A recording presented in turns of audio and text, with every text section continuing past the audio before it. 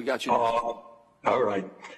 Let me start off by asking you a very broad but important question. The scientific community is telling us that if we do not get our act together, transform our energy system away from fossil fuel, that there will be irreparable damage done to our country and to the world in really just a very short period of time.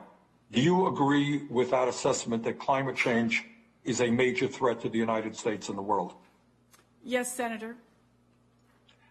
Can you give us some ideas as to the role that you will be playing in helping us cut carbon emissions and create the kinds of jobs that working families in this country desperately need? Senator, thank you so much for the question. And if I'm confirmed as Secretary, I would be very proud to move President Biden's Build Back Better plan forward. That is a plan to create millions of jobs in clean energy, yes, the Civilian Climate Corps, as I mentioned in my opening statement, tens of thousands of jobs, inspiring young folks to restore our public lands and hopefully find careers in those areas. Additionally, we know that, and Senator Manchin mentioned this earlier, abandoned mines that need to be taken care of. Those are all jobs for Americans. Orphan gas wells.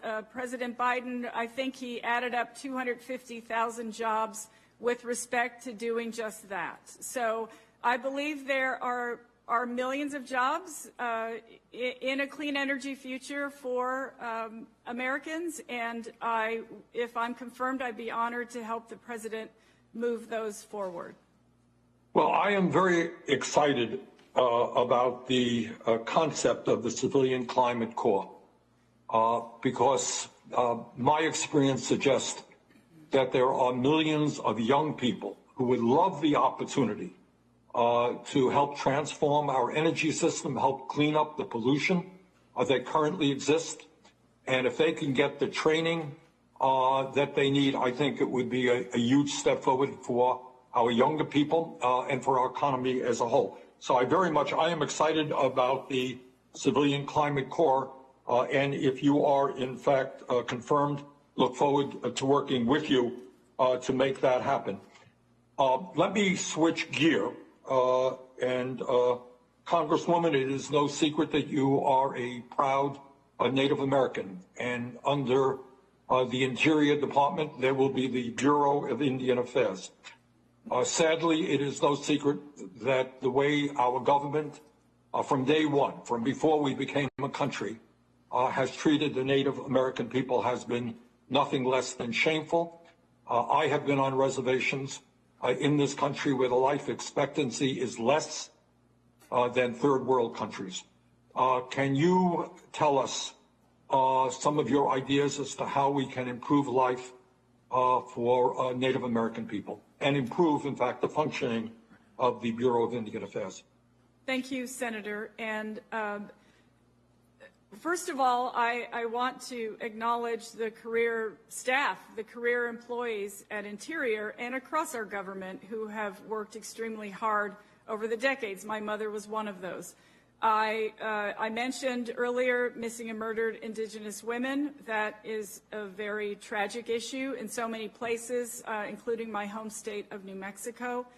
This pandemic, as I've mentioned many times, has highlighted the disparities for communities of color, and Native communities are among those. I've read article after article on the Navajo Nation. People might have running water, but it's polluted from the mines. So there are so many ways. I think that if we are able to get broadband internet to make sure that Native children have the educational opportunities and the telehealth opportunities for everyone, that would be an excellent start. And Congresswoman, if you could say a word about health care.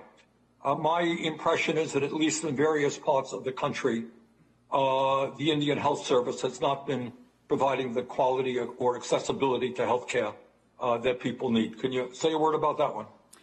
Thank you, Senator. And yes, the Indian Health Service, which I have used many times from the time I was a young child, I can't blame the employees and the staff who dedicate their lives to caring for people. It's the job of the federal government to live up to the trust responsibility. And again, this pandemic has highlighted the disparities in the Indian Health Service, and I hope that we'll be able to get to a place where they have the resources they need.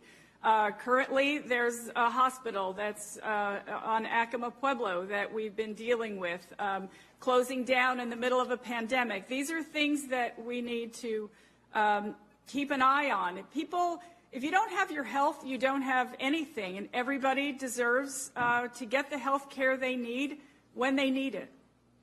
Good. Look forward to working with you on that issue as well. As you know, Congresswoman, right at the end of his term, the Trump administration made a last-minute push to finalize the transfer of the Oak Flat area in Arizona to foreign private mining interests. If confirmed, will you do everything within your power to prevent Oak Flat from being sacrificed? Senator, thank you for caring about that issue. I believe that is within the purview of the Forest Service. However, if I have an opportunity, I would look forward to being briefed on it, to doing, making sure that the voices of the tribal nation is heard with that issue.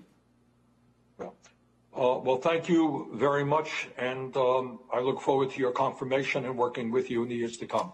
Thank you, Mr. Chairman.